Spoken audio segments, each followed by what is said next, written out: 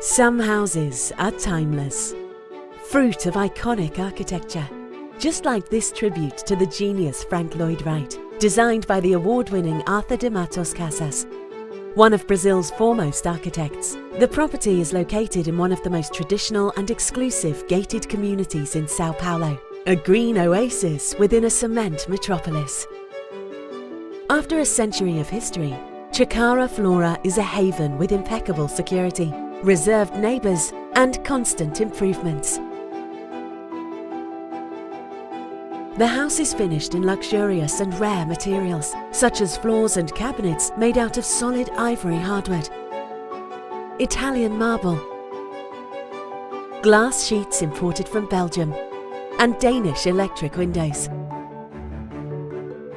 It is impossible to put a value on these rarities or to the careful construction cycle. 3 years for the house and 2 years for the garden alone.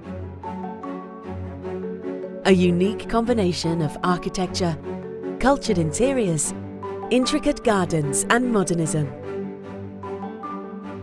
All this in a gated community that is an island of peace in the heart of São Paulo. For those who know how to recognize a rare jewel, an unmissable find.